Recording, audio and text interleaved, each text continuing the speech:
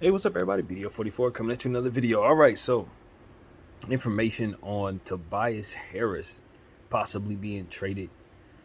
It seems as if the Philadelphia 76ers have agreed to help the Phoenix Suns facilitate Ayton somewhere. If they can figure out a place to land Ayton, Phoenix has their third team. Now, I've never really heard anything like that before in regards to the news coming out that a team is going to facilitate another trade. It just ends up being the case. You usually hear about the main teams and then them looking for a third team. But essentially, this is Philly saying, nah, as long as you can find somebody to take this guy, we'll make it happen. And this is the kind of thing I was talking about on my channel a few days ago when we were talking about the various possibilities of teams trying to do certain things to create flexibility and to get second round picks and stuff like this. This is exactly what I was referring to. So it's just the way the NBA really works. You know, if you have a good asset class, you can put yourself in a position, or if you have a right amount of cap space, you can use that cap space to put yourself in a position to do what Philly's doing right here. And as a result, you may be able to get rid of a Tobias Harris and turn him into some picks just by being that third team. You know, so that's really what I'm seeing there. Now, I heard something funny today. I think it was a loud unanimous laughter that came about the NBA world when we heard Tobias Harris's name initially this morning, trying to get shopped to the Cleveland Cavaliers. Essentially, Philadelphia asked Cleveland for both of the centers, Mobley and Allen, and a pick for Tobias Harris. Now, anybody that knows of Tobias Harris' contract knows his contract alone is something that is not going to be easy to let go of if you're Philly. But to think they were actually demanding so much for him, I wouldn't give you him for Evan Mobley alone. There's no way I'm trading Evan Mobley for Tobias Harris straight up.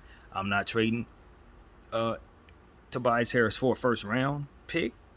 You can't get him off me. In regards to making me take him back, if you give me a pick, you have to give me more than that. I'm not giving you a pick for him, is what I'm saying. And obviously Allen either, an all-star shot blocking presence, young player who's starting to be able to do other things with his game. I'm not giving you him either for Tobias Harris. So if I'm gonna package all three of them, you think you're gonna give me Tobias Harris? We really laughing you off the phone. So Philadelphia is doing all kinds of stuff to try to get Tobias Harris off of their hands. Clearly, they're trying to run a ridiculously hard bargain. I guess they think they're gonna get a Rudy Gobert like return for the man. And to be honest with you, I don't see a universe where that's possible. I don't see a world where that's even possible. So I don't know what Philly's thinking. Maybe this new report that they're going to facilitate Ayton somewhere is a is a response to the overall sentiment of that first rumor.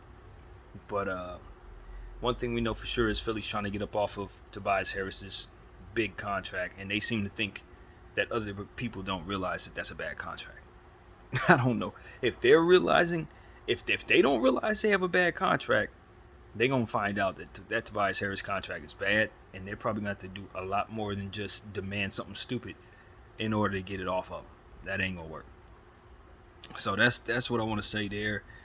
Um, yeah, a lot of stuff has changed about what I am aware of in regards to second round draft picks and where they went. So James Najee actually ends up in Charlotte. I thought he was a Boston Celtic. I don't know what happened there. Um, Kamara, who was initially supposed to be traded to the Wizards from the Suns, I guess did not ultimately end up a Wizard, so he's back with the Suns. So Tumani Kamara, I believe is his name, second round guy. Trace Jackson Davis did not end up a Washington Wizard in this same flurry of situations with the Wizards not taking back what you thought they would, or giving out what you thought they would, or what have you. Same situation. Trace Jackson Davis goes to the Warriors. So that is something to know. Um, there's a few other situations like that as well that haven't not popped up in my head, but that's kind of what it is. Just wanted to update everybody in regards to some of those players that going in the second round, because we knew it was some changes made there, but we had no idea exactly what they were because the information just hadn't come out yet when I did my reaction to the draft. They were still trying to tell us who was going where. They didn't really know. But that's what we are understanding here. Um, let's see. I think the Lakers signed another guy. They did. They gave someone else a two-way contract, but I'm not familiar with the name, so I'm not gonna try to remember it right now. We'll get a video out and try to tell you a little more about the signing there.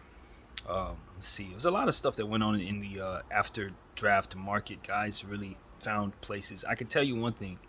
I wasn't aware of a guy by the name of Marcus Sasser, a point guard from the Detroit Pistons, until after the draft. But that's a prospect I'm very excited about. I think Detroit got them a nice backup point guard there. I didn't say much about the Orlando Magic taking Jet Howard at 11, even though it was really the reach of the draft. And I think the reason why I didn't mention it is because if you guys follow me, you know that I've gone through a lot of changes in regards to how I view Jet Howard. I went from don't touch him, do not draft him, to I'm pretty much cool with taking him at 17 with the Lakers on draft day.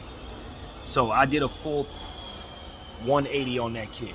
And the thing about it is, when I look at what he brings to the table, I don't think he's that much different than Jordan Howard. I think it's Jordan Hawkins. I don't think he's that much different than Jordan Hawkins in the sense that Jordan Hawkins and he both only really do a few things very well, but at those things they're very elite, and those things are very rare. Jet Howard is a fantastic ball handler at 6'8". Can't play any defense, doesn't rebound at all. But because he's a great ball handler and because he's so tall, plus can hit shots from 3 levels, you just look at him as a new age player that can do a lot in a system like Orlando where they have defensive players in length. All they need is tall shooting guards to make them as big as they ultimately want to be. And so when I look at the piece, I like it going to Orlando. And I know they didn't have any other picks, including second rounders, after their first 2. Now, if they had an inclination that somebody else was going to reach for him, that was the only way they were going to get him. And so that's the situation. It's the same thing that happened with Koulibaly. I think they kind of thought somebody else was going to take him, so they had to reach him to get him and needed that player in their minds. Now, in my mind, you don't need that player to that degree to reach for him at 11 when you got so much other talent that you can very easily take and then trade back and still get Jet Howard or twice of what he's worth. You see what I'm saying? If you take Cason Wallace, you got something serious there. If you take Jordan Hawkins, now the New Orleans trying to pry him from you. Like, these are the type of things I just don't think they gave too much credence to when having those 2 picks. They just didn't strategize those picks very well. They said, we got the first one, we're going to take our guy, and the second one we're going to gamble with. And that's just not what you do when your picks are that high. That's not how you do it. And so that's what I have to say about the Orlando Magic situation from that point. But here's also a thing why I didn't react to it in very drastic ways, even though it was a drastic reach. Because to be, just to circle back around, I really am not a big fan of what Jet does, just in general. And so for me, in my mock draft, I had him taken all the way down to 26, something like that. I think 26 or 28 to Utah or something. But because I'm aware that this era looks at shot making and his skill set as something that's, more valuable than I see it as, I think anytime you get a player like that in certain ranges, it's a reach. It's a crazy reach for me at 17 to take Jet Howard because I don't think he brings enough to the table overall. So I'm not really surprised to see people in this era take him at 11 because he does the quote-unquote sexy things that people overinflate to no end. So for me, it's like, I expect y'all to do that. I literally expected someone to reach for a guy like Jet Howard. I expect for that because this is the type of stuff that makes people in this era think that they got a gold star. You know what I mean? Oh, he can hit shots. He's a baller. And it's just like, in this era, I guess that's what that means. And so for me, it's like, nah, I don't agree with that at all. And anytime I see it, it's an overreach. So you reaching for him at 11, getting him at 17, it's all looks crazy to me, to be completely honest with you. And so that's kind of how I was looking at Jet Howard prior to coming around to kind of being willing to take him at 17 for the Lakers' specific needs. So to see a team like Orlando who loves size, who has smaller shooting guards and point guards that I know don't fit the bill of what they're doing. I saw they took Anthony Black, and I know he's like 6'9". Them taking a 6'8" shooting guard is very much what I expect them to do. To fill out the rest of that roster, to keep them as tall as they possibly want to be. And that is why they reached for him. That they weren't going to get that size anywhere else. Unless they go for a guy like Bryce Sensabaugh. That was the only way they were going to do it. And Bryce does not play the 2. And they specifically wanted a 2. And for me, I think all of that would have fell into place, and that draft would have went totally different if Ausar Thompson wouldn't have been taken at 5. I don't think most people thought Ausar was going to get taken at 5, and as a result, I think some things got shaken around on Orlando's big board. I think Orlando would have very easily taken a power forward with their 6th pick, probably Jarris Walker or something like that. But because AB was taken, because Ausar was taken, who would have likely played the 2 for them, they went with AB, who's a natural 1. And now that slips some things around to where they need a 2 now. Now, likely what they're going to end up doing is trying to get rid of Suggs, Anthony. I don't see them getting rid of Markelle Fultz. He's been playing too well. I don't see that. But they're going to want to do something with their guard rotation to take the 2 shorter guards out of there and bring in Jett Howard and, of course, AB to reimagine their new backcourt.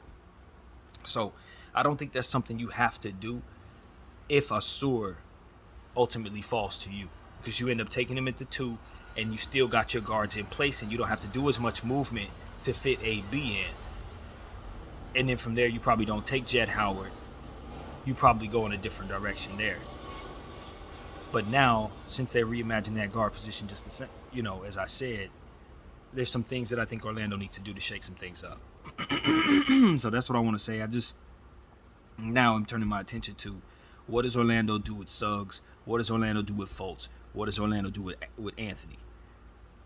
They could pair all 3 of them together and get something fantastic. They could shop them each and get something fantastic. They could keep those guys and feel great about it, but not necessarily have the roles to keep them happy. So that's what I'm paying attention to. They can definitely shake some things up. They got great contracts, great rookies, great second-year guys. Their asset class is fantastic. So it's up to Orlando what they want to do, but they definitely have to shake some things up with their guard spot now that they've brought in those 2 big guards. So that's really what I got to say about that. Not surprised to see Jett Howard go at 11, because any type of way him going in the lottery was a reach for me. He's just the whole thing is a reach. And from there, I say Orlando, I probably would have taken Cam Whitmore. I would have taken him instead of Jett Howard. That would have been as far as he fell for me. Because even though you got Paolo Banchero, Cam Whitmore can play the 3. And even though you have answers at 3, he would have just made your overall asset class that much stronger, because you have yet another power forward who can do a lot of things, strengthening the floor more or less with size, making him even more difficult to guard. And you could very easily have shopped him and someone else and got a whole lot, like Anthony and him and Suggs. If you just don't want to keep the player, they would have gave you more flexibility. It's not pushing Franz Wagner and Paolo out the way. It's more so strengthening your asset class overall. So I just didn't see it that way. I didn't see that Orlando really did themselves the best job there when you consider letting Cam fall past you, so you could reach for a guy that you could probably get where Cam was. It's just a lot of different things that Orlando could have did to capture much more value, and they just were lazy. Honestly, just lazy. So that's what I see there. I killed the OKC pick to Cason Wallace that night, and I'm going to kill it now. I hate that draft pick. Not the player. I love the player. I want the player for my team. And I think most teams would have been happy if he would have been there to take. There were a lot of teams that he would have fit better at than a place that had nothing but guards. So I hate that. I hate that for them, and I hate Charlotte did it too. Even though everybody's giving credence to the Charlotte draft, saying they got, great value, All of that's wonderful, but they also can't use that value because they have players in the guard spots that are going to keep the players that they drafted from getting the minutes. So how am I supposed to love that? You see, that's the problem I have with it. It's like, yeah, in a nutshell, of course, I love that they drafted the players in the range they were supposed to be drafted. That's what everybody's saying. Oh my God, I love that they got value for the pick, but it's value upon receiving it. But just like a car, once you pull it off the lot, it's losing value. So if you can't put that piece that you got at cost in a position to keep value because you got other players in place that play those positions, thus not being able to give them the minutes of the development process, what you end up doing is decreasing the value of those guys, even though you got it at cost. You see what I'm saying? So unless you're willing to trade it right away, it ain't gonna be worth as much because you got it on your team not doing as much. So that's what Charlotte ends up running into as well. Bouknight. Are you ever going to get value for this guy if you keep drafting guys like Smith in front of him? You know what I'm saying? Terry Rozier. Are you ever going to move that contract? LaMelo Ball's in place. Okay. Now you got Smith in place. You got Amari Bailey in place. You know what I'm saying? You're bringing back Bridges even though he plays a different position. The same position that you're likely going to want Miller to play. He's going to have to play some too because of it. You got P.J. Washington, who's going to play some of the positions that Bridges is going to play. I mean, you got a deep team. You picked up Najee. You already got Williams. Those are two centers that are like back-to-back drafts. I mean, what are you really doing with your asset class, Charlotte? You got all these guards, but ain't none of them named Scoot Henderson. You know what I'm saying? That part, I just don't understand that. Now, granted, there's a lot of people who believe that Brandon Miller is a better prospect, and maybe it turns out that he is. But on draft day, he was not. And I can understand not wanting to draft a guard next to LaMelo Ball. But then you go off and draft two more guards after that as if you didn't have that as a logjam in the first place. Yes, you want to utilize your second overall pick to bring what you believe is best for you. But if you're going to double down on what it is that you thought wasn't best any dang way, what the hell was the point? I don't believe Charlotte needed guards. If anything, they need to trade guards. They need Terry the hell out of there, and they need to do something with Bouknight. And if they're not going to do that, then they're not going to get nothing out of Smith. They ain't getting nothing out of Bailey. And it's just going to be a logjam with really, really good guards that really, really ain't getting playing time. It's the same thing OKC going to run into. I don't like it. It doesn't mean I don't like the players. I love the players, and that's why I don't want them in those situations. So that's the best way I know how to articulate that. I'm much higher on Smith going literally anywhere else to the damn Charlotte Hornets to play behind Melo and around Bouknight. And you know what I'm saying? I hate that. Terry Rozier just eating up all the cap. Why the hell are you drafting guards when you got Terry eating up all that cap and you can't move him? You're going to have to attach Bouknight to Terry to get rid of him, likely. I mean, it's this type of stuff. It's like, yo, all these people saying Charlotte did a great job. They're not looking at this the way I'm looking at it. Charlotte did an awful job because they should have shaved off some of those guards to make what they did made sense. And they should have drafted Scoot Henderson if they were going to do something strange with their guard position. And so that's what I think of that. There's no excuse for not having Scoot on your team, as far as I can tell. There ain't no excuse for that. And Miller is a nice shooter, and a lot of people believe in Miller. But at the end of the day, Scoot Henderson is different, and letting him go to Portland, I just don't get it, and I'm not going to get it. I'm not going to get it, and that's how I feel about that. What else? Let's see. Ausar Thompson in Detroit is little. It's unknown, I guess is what I'm gonna say. It's a little unknown. I say that because I'm not certain I understand his game well enough to say it's a great fit or not a good fit, nor do I think I understand the Detroit Pistons roster well enough to say I know what they need or don't need. But what I can say is I think I would have preferred Ausar going to Orlando. Just like Orlando ended up with Black, and I'm pretty sure they're happy to get Black. I mocked them to get Black if Ausar ended up being off the board, because they're both the same height, kind of do the same stuff, just play different positions. You can make Black play a different position because he's that big. So it ain't that much different than Ausar at all. You just got to get Black used to that. But it's just the same. I don't have to get Ausar used to that necessarily. You know what I'm saying? And that's why I would prefer Ausar in that situation.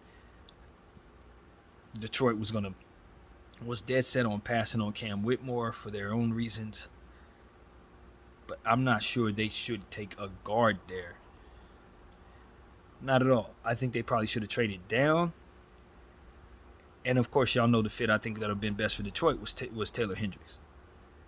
And they took Ausar because I think they were caught up in the idea of helping Ausar and his brother be drafted in the top 5 together. I think they were more intent on making history rather than bringing themselves what was best for them. And I just think that's a very, very interesting thing to do. I ain't going to say it's a bad thing to do because I think Ausar is that damn good. But I just don't know if that is necessarily the direction I would have went with my pick if I were Detroit. Not at all. No, I probably would have taken Taylor Hendricks on the trade down. I don't know if I reach for him at 5. I don't think I like Jarace Walken in Detroit as much. I really didn't. I certainly don't reach for Koulibaly if I'm not doing nothing like that. So, I mean, Ausar it's not a bad pick for the Pistons. Don't get it twisted. It's good value, good player, good place to go. But I'm just not sure that I love Cade Cunningham, Ausar Thompson. What's going on with Killian Hayes, Duran Wiseman. I don't know if my power forward position is straight right now. I'm looking at possibly running Duran and Wiseman together, which I don't really love, especially since from my understanding is one of them on a 1-year deal. So you're likely going to have to move one of them, which is another reason why I wanted to bring in a power forward. You're letting Stewart go. He's probably going to be in the win. So I just don't.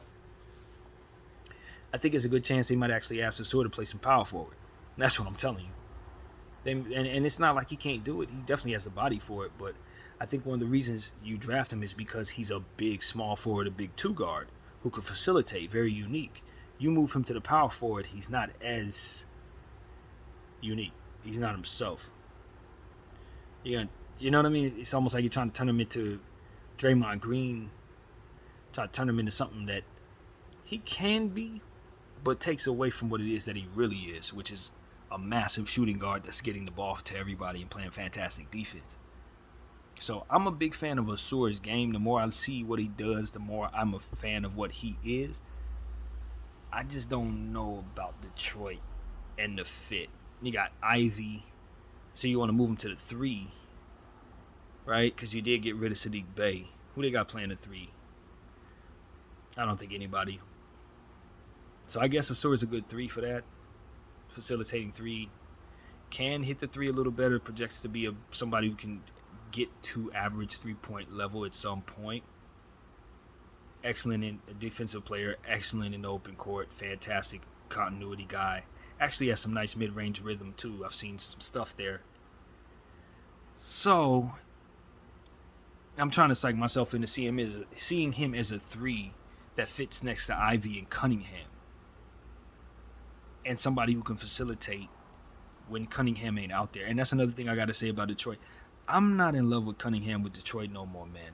I don't. I want to move Ivy to the 1, Ausar to the 2, and maybe trade Cunningham for a 3. Or move Cunningham to the 3 since he shoots so well and Ausar doesn't. But you want the ball in Cade's hands. You want the ball in his hands. You want to let him facilitate. And so do I like Ausar off the ball? That's another reason why I wanted them to have Taylor Hendricks, because like Taylor Hendricks can catch and shoot. Taylor Hendricks going to play defense, and he's going to play his role as a small forward, power forward, 3-point specialist kind of dude who can also play some lob threat and ultimately get in that dunker spot and create some easy scoring opportunities. Doesn't really create for himself. Doesn't really create for others from what I understand. Not a facilitating mind. But just a better overall shot maker that would have fit more so letting Cade Cunningham and Jaden Ivey facilitate to him. Yeah, because that's key, because obviously Ivy facilitates as well. You got Cunningham facilitating. Ivy doesn't catch and shoot extremely well. So you got Cade Cunningham with the ball in his hands facilitating the ball to non-shooters. You see what I'm saying? You're facilitating the ball to guys who want to also facilitate it back to him. So he gonna be the recipient of most of the shooting, most of the passes, because those two guys are less scorers than him, if that makes any sense. Ivy's gonna get his scoring. He can definitely score, but he's also good with the ball in his hands. Ausar, not great off the ball in theory. Definitely not a catch and shoot threat. So it's just, you see what I'm saying? It's like you got everybody trying to facilitate, but not everybody can receive. You know, I picture a lot of overpassing, good defensive plays to a degree, but probably not good team defense overall. I don't know, man. I like Cade Cunningham's size. When you consider he's like 6'10", Ausar Thompson 6'8", something like that. Jaden Ivey 6'5", and that's another thing. You see how that works? You got a tall point guard, a shorter-ish shooting guard, even though he's an extra athletic, just like Ja Morant. He's still gonna be your shooting guard in this situation. And then you're gonna move Ausar, who's 6'8", shorter than the point guard, taller than the shooting guard, to the small forward, but he can't shoot. You see how weird this is? It just doesn't necessarily fit. And this is what I'm saying about Detroit. This is why I didn't like Cam Whitmore going in the first place. Detroit has been a team, in my humble opinion, that hasn't necessarily brought them things that fit at all. They just brought them things that they believed in, which makes a lot of sense. But now you got to make it make sense, and they haven't done that. And I don't think they're on the verge of doing that by bringing Ausar to them, in theory. I don't think so. Now, he can be a continuity piece for most teams, but not for a team that has two facilitators and he can't catch and shoot. You know what I'm saying? So that is a fit that I don't think works. And I think they're going to get out there and find out it doesn't work, and they're going to have to shake some things up. So that's what I see there. I would not be against trading Cade Cunningham to the Celtics for Jaylen Brown. That makes the roster look makes it make so much more sense to me. Even though they become less of a shooting team, now you can move Ausar. Oh no, hold on. No, because that's not gonna necessarily work with Jaden Ivey there. I'm moving Brown to the 3, and then I still got a problem at the 4. So no, scratch that. I don't think Jaylen Brown works at all. Plus he's gonna get $250 million. So in that early, but I do want to trade. In theory, I want to trade Cade Cunningham for a 3, or Ausar Thompson for a 3, maybe. Or give me a 4, since we still need that 4. But I think all 3 of those dudes can play anybody I keep can play the 4 in this situation. Ausar can play the 4 if I need him to. The player I'm gonna trade whoever for should be a 3 and 4 combination. Essentially, what I'm saying. Give me a 3-4 combination player. Yeah, that's what Detroit needs. They need something like that. Taylor Hendricks, Cam Whitmore. What they didn't take, what they left on the board. And they took themselves a shooting guard, small forward, that in theory is going to need work shooting the ball. I don't like it. I don't like it. I like it in the sense that they're going to be able to win games because they got a nice team. Like I said, that Marcus Sasser piece is real nice. But you got Killian Hayes. There goes another facilitator who needs to be getting the ball to somebody who likely, if they name ain't Cade Cunningham, is not a good shooter. See what I'm saying? It's too many facilitators, not enough anything else. Not enough anything else. And so that's where I'm at with the Detroit Pistons. You just got a lot of good stuff, but nothing makes any sense. So they got to trade some things. They're going to have to trade some things. Just like the OKC Thunder. And this brings me to the Thunder. Again, we talked about Cason Wallace. He doesn't need to be playing behind anybody like that. I mean, the first year, second year, maybe, but this is another Davion Mitchell situation over there in Sacramento with a guy who was drafted to be a starter and can't never get a starting job no matter what because teams keep drafting guys on top of him. Now, here's the deal. I think I'm on the verge of asking myself a question about that.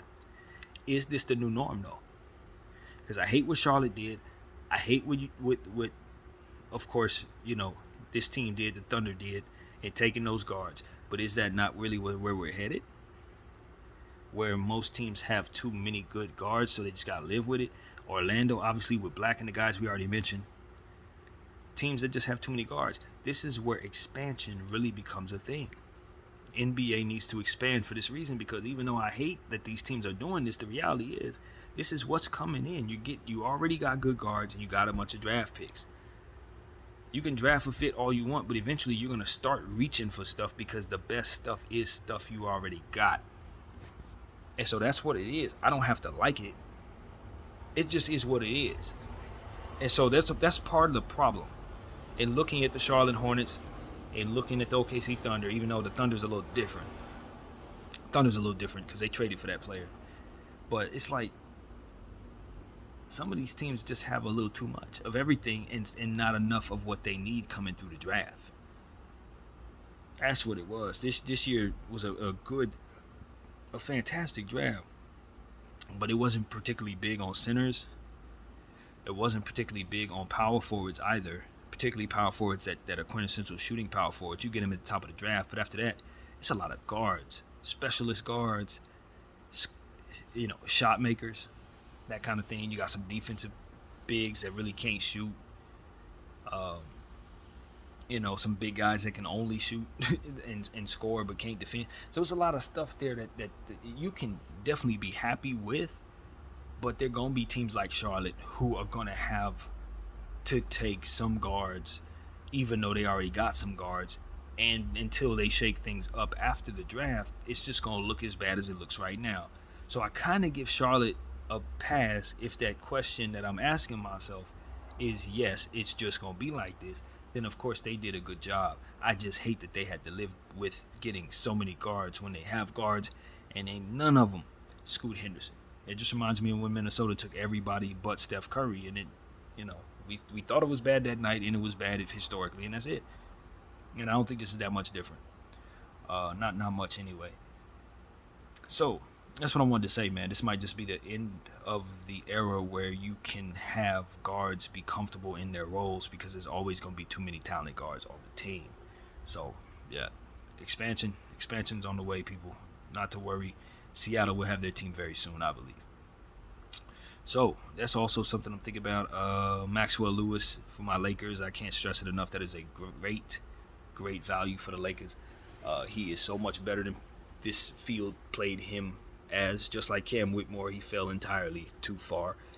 And couldn't be more happy that my Lakers found a small forward that will likely develop into something like an RJ Barrett. I don't think he's going to be much worse than RJ, to be honest with you. I really don't. When I look at what RJ's out there doing, and I look at what Maxwell's doing in these highlights, he's like RJ Barrett with a right hand. I think he's righty, though. I'm pretty sure Maxwell's a righty. RJ's a lefty, but I expect him to turn into something like that. Something like that. So I'm excited about Maxwell Lewis, man. That dude is going to help us a lot. I haven't seen as much highlights on some of the other guys, but like I said, looking at Demoy Hodge, he looks like somebody that should have been drafted. Oh, that's what I can bring to the table. I'm sure you guys already noticed by now that information's going around that Colin Castleton forced his way to the Lakers, just like Austin Reeves. Castleton had a couple people who wanted to draft him in the second round. He politely told them no, that he was going to test his chances in the undrafted market, and proceeded to get his opportunity with us. And I couldn't be more happy. You know what I mean? This is the perfect situation, because this is the player I told us to get, even though I couldn't remember his name, and ultimately he's forcing his way to my team. So how much happier can I be? Couldn't be. This is exactly what I would want. And I think this is a theme. When you have good scouts and they pick up good talent and they do with it what our guys have done, these guys start seeing themselves, undrafted guys start seeing paths to the league to get to teams they want to go to. They prefer not to get drafted. It makes more sense not to when you see the Caruso path. Austin Reeves like, let me get in there and see if I can get over there and get that process going. And it works. A guy like Colin Castleton like, yo, let me see if I can get that process going. And it will work. So long as you find yourself in the right team with the right fit. And I think Castleton is exactly that. A lot of people trying to compare him to Jay Huff.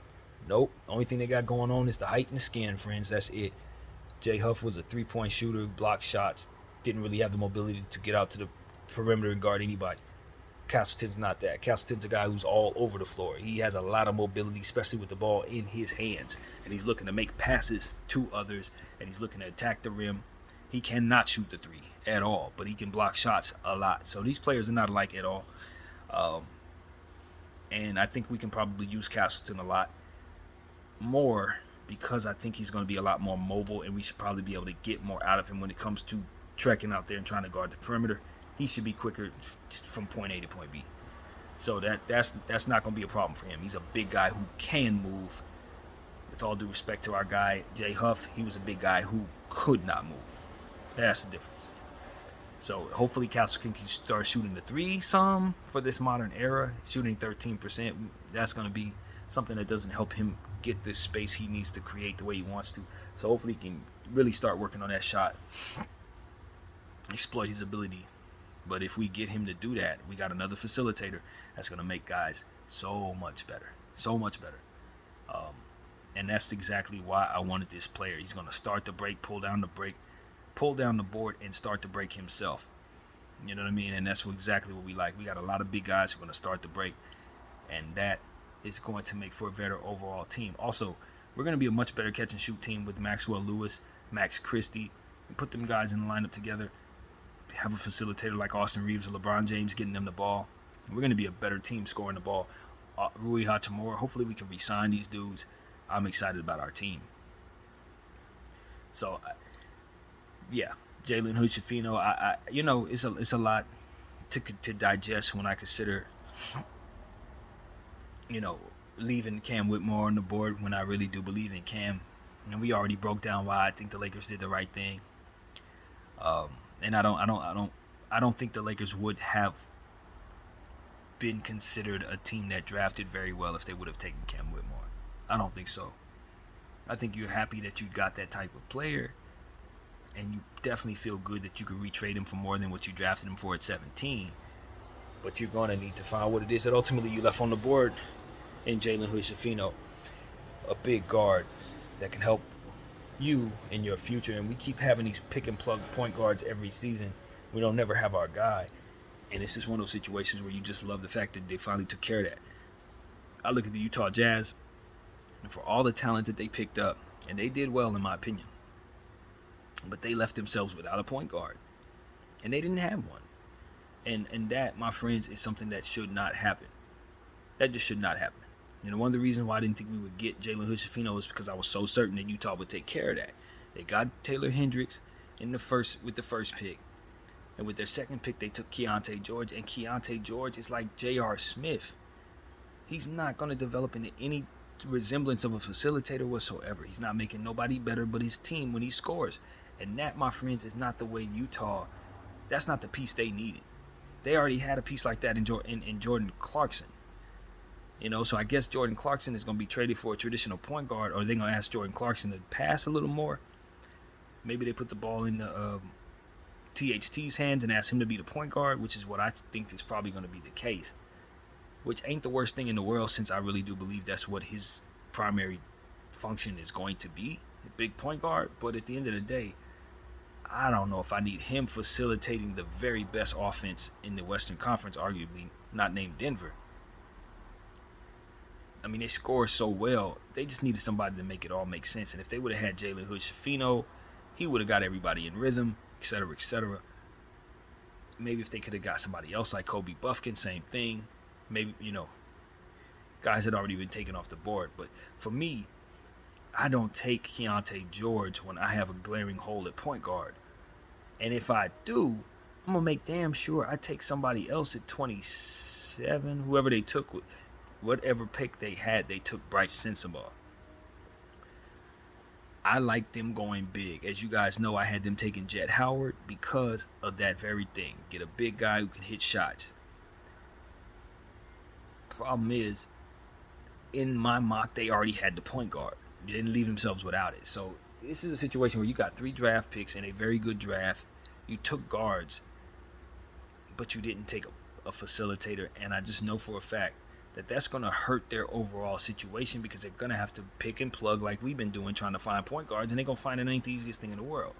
You can do that with Colin Sexton if you want, but he's a scoring point guard even if he comes back to being who he was back in the Cleveland days. And I don't think he's going to turn back into that player, to be honest with you. So, yeah, they're just not. That team there has all the offensive talent in the world. They got a fantastic defensive center that's going to block shots with the best of them. Shooters everywhere, but no one to get them the ball. I don't know who is facilitating on that basketball team naturally, But I know it's a lot of me guys looking for their own shot on that team. So I don't know. Keontae George and his shot selection, stuff like that, is not. That was a bad pick. I'm just going to tell the truth. The Keontae George pick was a bad pick. I'm not a fan of the player. Y'all know that. But I'm definitely not a fan of him going to the Jazz when they need a damn point guard. So, yeah, with all these teams taking double, triple, quadruple point guards, clearly the Jazz need to be in a conversation with trying to get one of them. Jalen Suggs, they need to go get him out of Orlando. Anybody. Go get one of them dudes, out of Charlotte. Yeah. Try to make a trade with OKC, even though you know they ain't going to part with any of those guards. Got to try to do something to get yourself some guards. Go get Davion Mitchell. That's an idea, Utah. Go get him out of there. Maybe you love Chris Dunn. I like what I saw from Chris Dunn, but is Chris Dunn going to be the answer at point guard? Nah. Not at all. He's just going to help you with combo stuff, particularly defensively. He could be a facilitator. He certainly has it in his game. But he's not necessarily going to be a reliable shooter. And you're not necessarily better with him on the floor with all the other talent that you can play. So it's like, again, they got the trade pieces. They got all the picks in the world. They just got to choose to get themselves a point guard. And until they do that, I don't know how I feel about the Utah Jazz as a whole. I think they capped themselves off until they get that piece. So that's what I got to say about them. What else? Some few other things to consider in regards to these teams. But, really, I'm just looking around and I'm saying, man, I like what the Clippers did with Kobe Brown. I know a lot of people don't think he was value cost at 30. But when you only have one pick and no second rounders, you just got to take the guy you want. And given the fact they were in the 30 range, they knew that was a first round, second round kind of blend. We know that the first round basically extended into the first 10 picks of the second round, more or less. So as far as I could tell, I thought the Clippers did very good. I thought Kobe Brown was a player they could have got a little further down if they wanted to trade down, but I don't think anybody's trying to trade down from the 30th pick. I don't think anybody's really interested in doing that. Because you got to understand, with first round picks, you're paying for that. If a guy's at 30, it's probably more advantageous for me to get him on a second round rookie contract. So I'm likely not going to want to trade up from, pick 37 to get pick 30 necessarily. If I think I can get the same player at 37, it's a better contract. So I just felt like you have to reach at 30 if you're the Clippers. And given who they got is better than who the consensus says it is. I think Kobe Brown's a better player than they think he is. Then it made I wasn't worried about it. The market definitely can be kind when you see them take Jet Howard. You know what I'm saying? Somebody took Jet Howard. So you should definitely be able to take Kobe Brown at 30, essentially what I'm saying. So, yeah, the market did not get crushed by that at all. What else, man? Yeah, I just think the Rockets are going to be one of the best teams ever play because of what happened last night. I really believe that. I think the Rockets already, and I've been telling people this for 2 years, they already got one of the best young cores of young players I've ever seen. They really do. From top to bottom, they got talent everywhere, all under the age of 25. And you knew the picks were going to be good, because they had a bunch of them. You knew they were going to be good.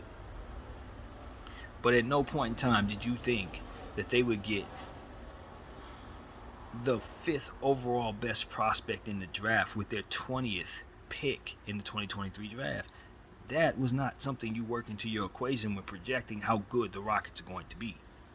You do not have them getting Cam Whitmore at 2023. You don't know. You don't have that. They're going to be good, but they ain't going to have multiple top 10 picks in one draft good. You feel me? This is just a big time conspiracy. Honestly, I'm not even holding y'all. I don't know what could have possibly made that man's value that bad other than people telling lies about what's actually going on with the guy. And I think if you really consider it, there's reason to believe that something like that was possible. It was reason to believe something like that was possible when you consider just how far he fell, man. Some of the picks some of these teams made over Cam Whitmore is like, none of this even makes any sense. You're not going to do that. Even if you want to take that guy, you're going to take Cam Whitmore and trade back. And you still get that guy, just like Dallas did with Derek Lively. So I think it was a big old thing going on with that guy's value. And honestly, I'm not. It's not sitting well with me. Them getting the two best overall athletes in the draft when they already had two of the best overall athletes on the planet already, in Martin and Green. You know what I'm saying? That's already the best, two of the best athletes on the planet right there. And then you let them get Cam Whitmore and Amon Thompson like that. Nah, why don't you just give them Scoot Henderson too? So that's what I got to say about that. That just didn't sit right with me. I really believe that Houston is going to be well on their way to win the championship at some point. All they got to do is shave all of that off. Anything there that needs to be condensed into fewer players, they can do it. They can turn these little youngsters into very good players very quickly, too. All these little dudes, the Ty Washingtons, they're not using Josh Christopher's guys, and Anderson Garuba. Now's the time to package 3 of them dudes together and then go get you a really, really solid player. They can totally do that for themselves. And probably should, because they're not going to get value for all of those guys. Just like we said about Charlotte and Orlando and all these other teams, they're going to have that problem. Or Houston's a very good example of that. Detroit, all these teams. OKC, they're starting to get too many youngsters and they're not developing them to their highest level. Trying to keep them from the rest of the field. It doesn't make the best for them. It doesn't make it as valuable for you to do that.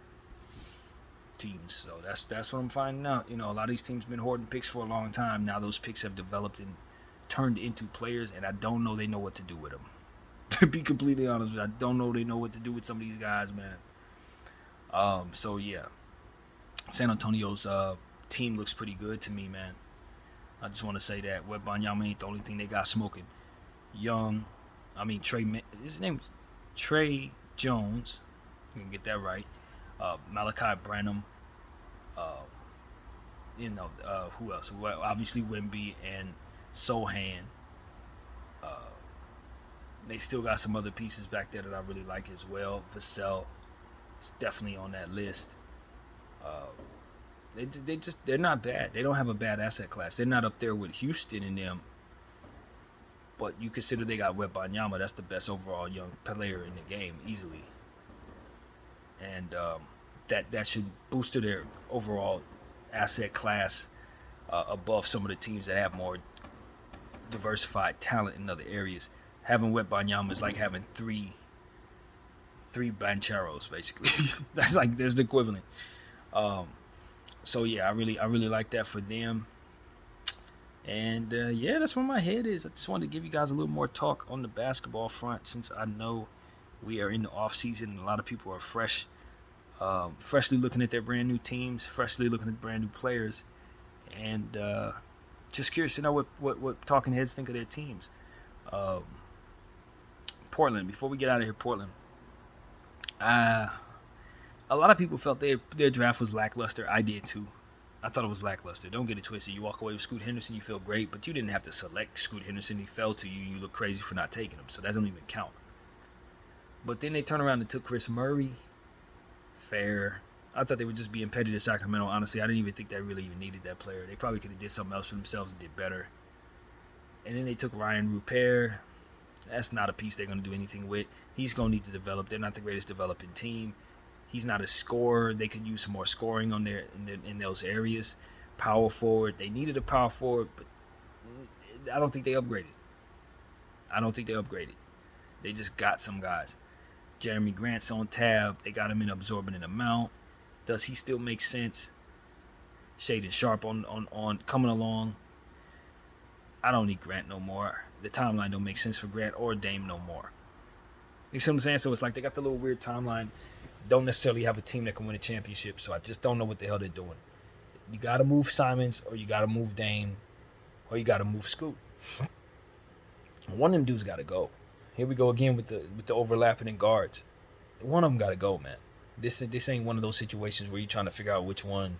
Nah, those are well-established players that are going to make $100 million each or more. Obviously, Dame is a billion guy. Anthony Simons just hit $100 million. Scoot Henderson may be the best point guard in the league 5 years from now. You do not let them stay in this logjam for longer than 3 minutes, Portland. You don't. Try to see if they can make this decision for you. You do not. You step up and you make this decision, and that is it. And that's what I want to say to the Portland Trailblazers. I don't think that you guys did a whole lot of wrong in regards to your draft. It's not like you got 3 bad prospects. It's just now you have the problem that everybody knew you were going to have, and now you got to make the decision that you would probably dread in making. So that's what I got to say. You're not going to be able to get away with this for too long. Yeah, you could try it. Like I said in the previous video, they can go out there and try it for a year, but that's going to be a tough year for those 3 guys. It's going to be a very tough year for them. So I don't think it's a problem that's necessary to have. And I don't think it's a difficult decision to make, to be honest with you. You trade Dame Lillard. You trade Dame Lillard for the best possible package you can get that gives you a plethora of picks for your future so that you can add to Scoot Henderson and Shaedon Sharpe. That's the move. And you trade Jeremy Grant for picks Israel. You trade Yukef Nurkic for whatever you can get for him, and you start over with those 2 players and whatever young players you can get for those guys, which is probably plenty if you're doing it right. And to send Dame to Houston since they want to get old and take back all them players we were talking about. That's what Portland needs to be doing. Trade Dame to one of those young teams that have a plethora of too much so that they can get a little older and a little more championship worthy. You know what I'm saying? That's what you do. It's exactly what you do.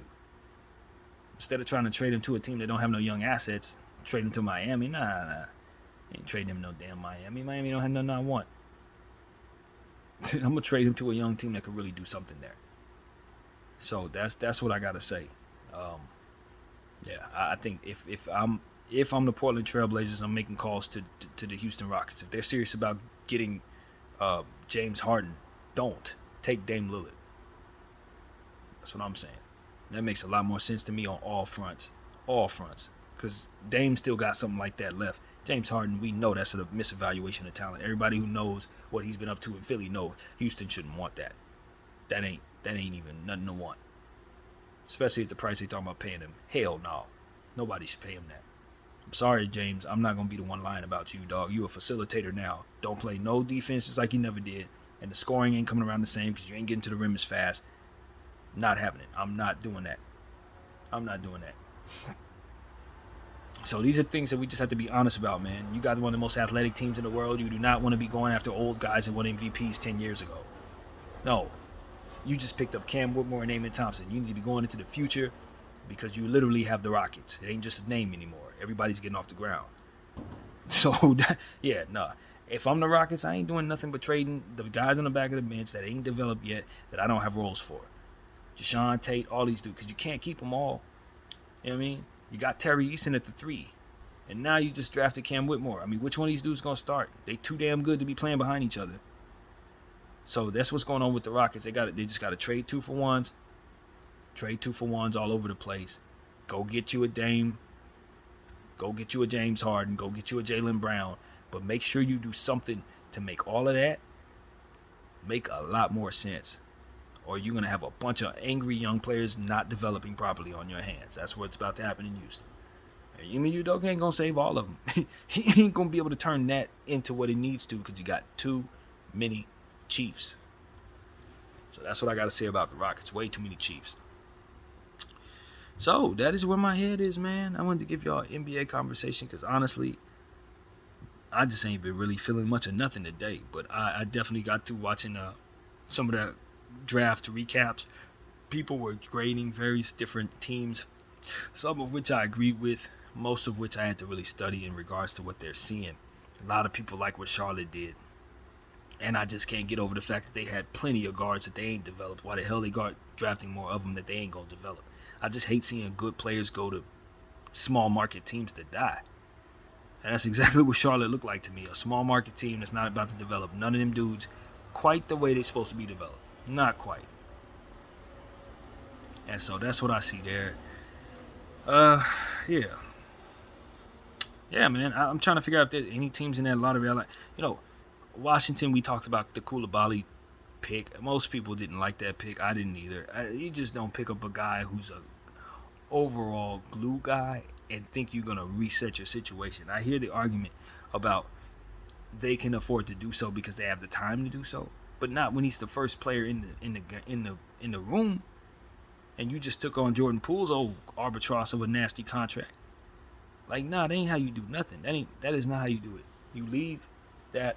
If you're gonna take on Jordan Poole, that's one thing. But what you don't do is bring on a project like Koulibaly, whose game doesn't translate to the stats off rip. If that's gonna be your first rebuilding piece, you see what I'm saying? His stats don't look like he does anything really. It's the body that makes everybody say ooh. But really translatable is just him kind of doing like Troy Brown, kind of just jogging a little bit. He'll play a little defense, hit a shot here and there, jog a little more. It's like, yo, you can't be too enamored with bodies like we haven't seen enough Wesley Johnsons over the years. You can't be over enamored with guys who have metrics like we ain't seen guys who just aren't that great even though they have fantastic metrics. And so for me, it's like, if Koulibaly is that guy, isn't he going to need to, in order to get out of this phase, isn't he going to need to be around people going to help him get out of that? Veterans, people who know what they're doing, guys who can emulate. Where is any of that in Washington? You didn't bring yourself anything that could otherwise cultivate the player who's not projected to be a guy you start over with. You don't have anything there to turn him into that. And so this is the problem I have with the Washington Wizards. And they had the same problem. They drafted some dude 2 years ago. 3 years ago, I don't remember what his name was, but he never even got on the floor. Like the biggest bust in the last 4 years because he just can't get on the floor. I don't know where he's at. Does he even play basketball anymore? Is Johnny Davis or something like that? Does he even play ball? They took this dude with a lottery several years back, and he never played basketball for them. And so for me, it's like, when you're a team like that, you did that. You don't take a guy like Koulibaly, who everybody thinks should go a little further down the board, with the very first pick after you blow up your rebuild, especially when everything you did in blowing up your rebuild didn't give you cost for anything that you had. Now you're starting over, and the first thing you want to do is bring yourself an overinflated contract to a player that only shoots the ball in Jordan Poole. And then you want to bring yourself a bunch of other stuff. A guy like Tyus Jones, who's solid, but he had a horrible playoffs. And if anybody knows that, it's me. I called him Ty Us Jones because he was with us. That's how many shots he bricked. And so it's like, yo, are y'all sure y'all know what y'all doing, Washington? Because I like the acquisition of having Patrick Baldwin. I like that acquisition. I like the acquisition of making sure that, you know, you got, who else? There was something else that they got that I thought was pretty solid. Patrick Baldwin, Corey Kispert still on the team, so I like that shooting tandem. Kispert, Poole, and Baldwin. That looks nice. Shooting the ball, you're gonna really be able to stretch the floor as well as anybody. But Denny Advija, is he coming along right? Are we liking what we're seeing there? You know what I'm saying? And then you reach for a Koulibaly. Koulibaly is not gonna bring the game to you.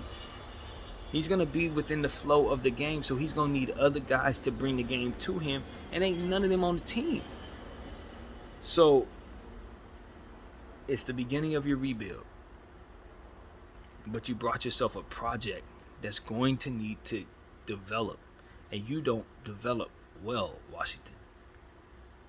So, that's my thing with the Washington Wizards. I don't know where the president is trying to take this thing. Like I said, it's day one in this rebuild, but I don't start my rebuild reaching for a player that projects as somebody who's not going to be aggressive.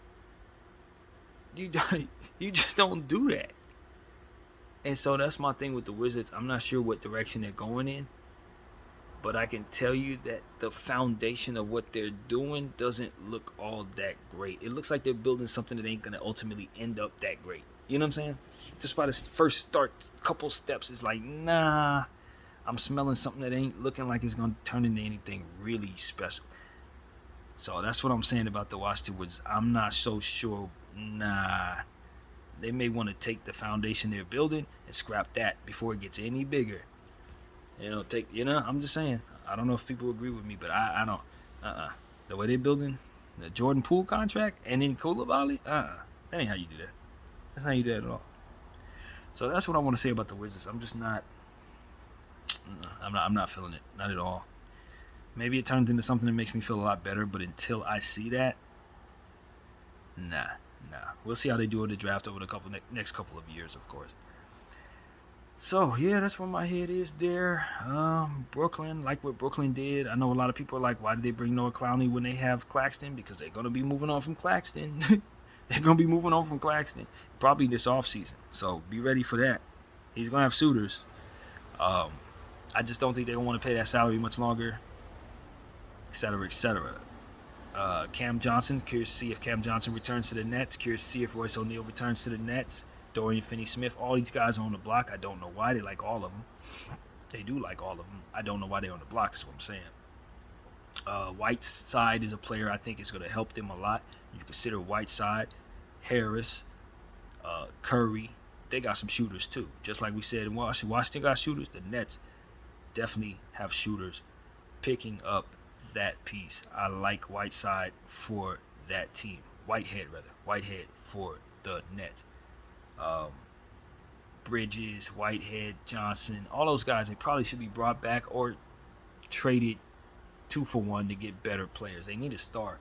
Move Claxton, move Dorian, move something else, and bring back star level player. That's what I want to do. Bring back Pascal Siakam. I give that package to the Toronto Raptors. Maybe I prize me Pascal. It's the type of thing that I think they need to be doing. So yeah, that's where my head goes there. So Boston, they could use a little more shooting. They could lose a little more shooting. I thought they were bringing back James Najee. They weren't. They did bring him back a center of some sort. It just wasn't James. So I don't know what happened there. For some reason, I thought he was going there, but no, not at all. So yeah, forget me for not having that correct. And yeah, man, that's pretty much what I want to say, man. That's pretty much where my head goes. So I guess I'll leave the video there. My mind was going into Golden State and Podzinski and Tracy Jackson Davis. I'm curious to see how they do. Summer League is right around the corner. I think the schedule for Summer League just got released. I haven't seen it, but I encourage you guys to go check it out. I will as well for various teams. I think the Lakers Summer League is out. And I think our team is going to be as good as any team because we did a hell of a job in this draft. Even though we know they got some monsters out there that are going to be playing that Summer League, especially the Rockets. So we will see, man. Super excited about Wembanyama's debut. I don't know if he's going to play in the Summer League. I haven't heard anything about that. I have my doubts that they would even let him play in the Summer League. What's the point? There's no reason for that. But nevertheless, it will be good to see him. Scoot Henderson, all those guys. Can't wait to see some Summer League games. So, yeah, that is pretty much what I got to say, man. I thank everybody for watching BDL 44. I'm out.